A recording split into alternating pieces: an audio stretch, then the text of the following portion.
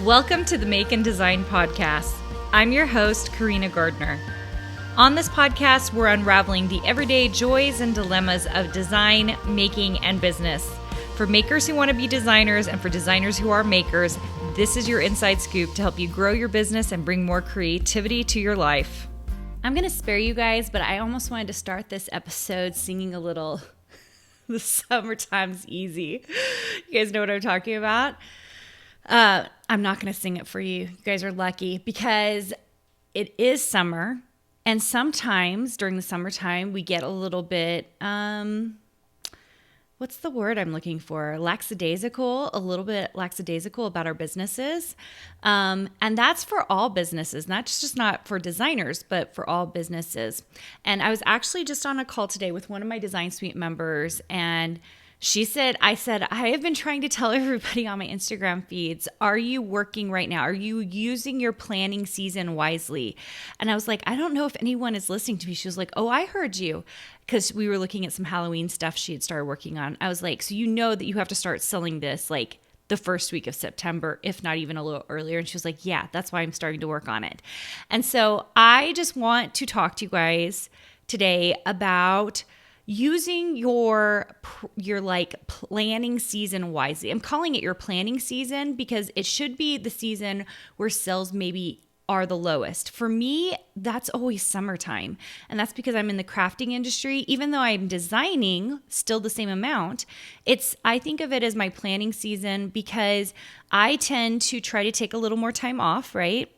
I think a lot of us do. But at the same time, I'm trying to make sure that I'm putting the things in place that need to be put in place so that when the holiday season rolls around, I'm prepared for it. I think that sometimes in the summertime, people just take way too much time off. And I'm not saying that you shouldn't do that. If you have the ability to do that, like amazing. But I know for designers in particular, if you do that and you're unprepared for the holiday season, then you are going to run into problems, okay? And I'm talking about designers who are working specifically in the crafting area. If you're a designer that's doing more like brand management, or you're doing, maybe you're doing dishware or like one-offs or contracts, this doesn't totally apply to you. But in the crafting industry, this is just like to give you guys a background. Like I've been watching the checks. I've been doing this now for 14 years. And I have always seen that June, July, and August are my lowest months for income. Well, what does that mean? That means I have to kind of save a little bit, usually in December, January, February, to make sure that we are okay for summer months, right? And it doesn't mean that I'm working less. I just know that the buying is less, whereas the buying is extremely high in October, November, and December. And so what does that mean? That means that in the summertime, if I'm not maybe releasing quite as many products or designs, or maybe I'm releasing easier designs because I know people aren't seeing it as much, I will go out of my way, and you will see this June. Maybe I'll even leave some sneak peeks on my my Instagram feeds. Like June, I am working on Halloween this year. Like June is dedicated to Halloween. Why? Halloween is a great big selling month. And I want to make sure that we are totally prepared for Halloween this year. I start Halloween September 1st. And then July, I plan on spending in Christmas. Now, in years past, July has been my traditional Christmas months because I've been the creative director of a scrapbooking company. And guess when we're designing all of our Christmas lines? It's almost always in July. Sometimes it's even earlier in April. And to get myself in the spirit, I'm usually listening to Christmas music in April or July. I have a little more leeway since I'm not a creative director anymore, and I can kind of do it when I want, but I still try to keep those things kind of early. Now, does that mean I'm not scrambling during the holidays? No, I tend to still scramble a little bit during the holidays. I'm trying to put out more stuff. You'll see me doing a lot more projects during that time, and I try to coincide my projects with projects I want to do for myself, like in my house. Like you guys maybe have seen my humongous ultimate gingerbread house, which is like, if you're watching on YouTube, you can see the ultimate gingerbread house behind me. But I have a giant one that I made on the Pro, which is super intense. And so I'll do some of these humongous projects, and I do them I'm going to try this year actually to do most of them before the season and have them all videotaped and ready to go. But then during the season, I'm videotaping as I'm doing it because I really do dress up my house for Halloween, and I'm doing all the things, hanging up quilts, for Halloween, because I think it's so fun.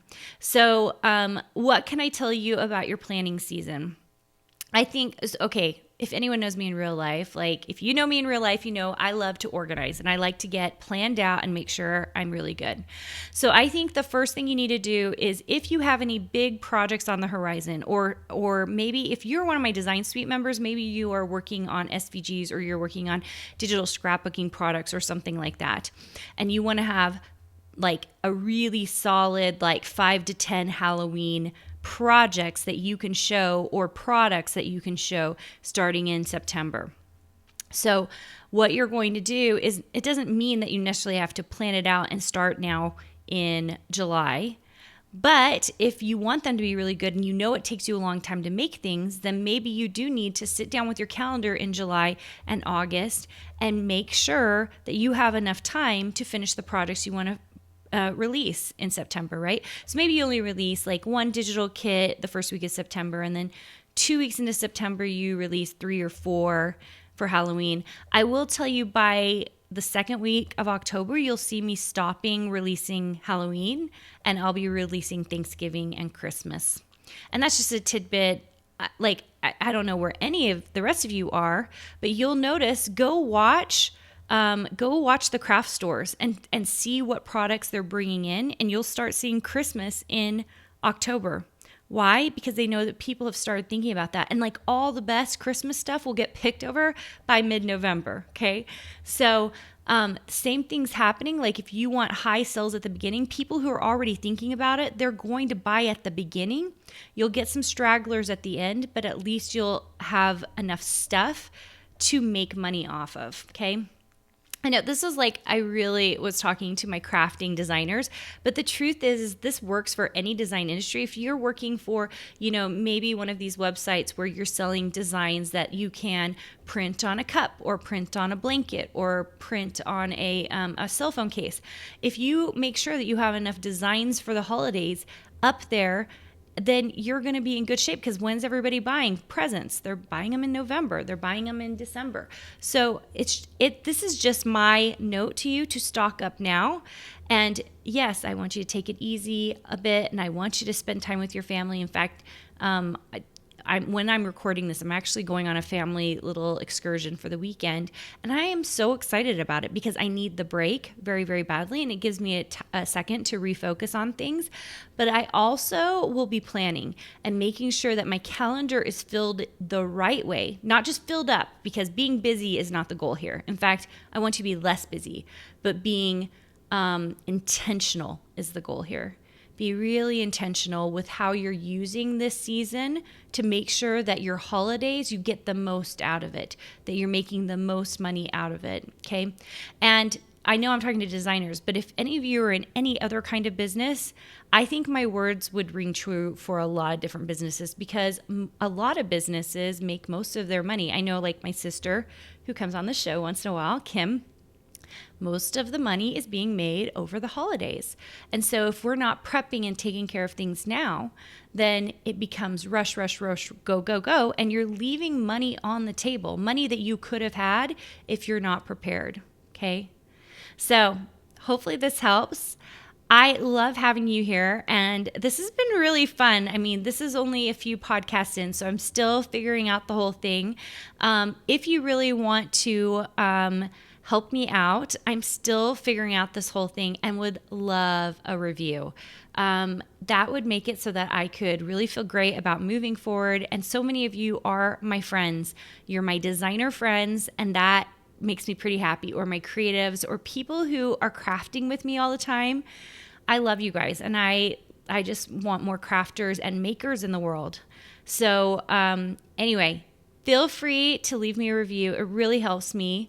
And I will talk to you soon. Hey, did you know that you can visit me at makeanddesign.com to learn more about this podcast and join my VIP group for weekly freebies? I can't wait to see you there.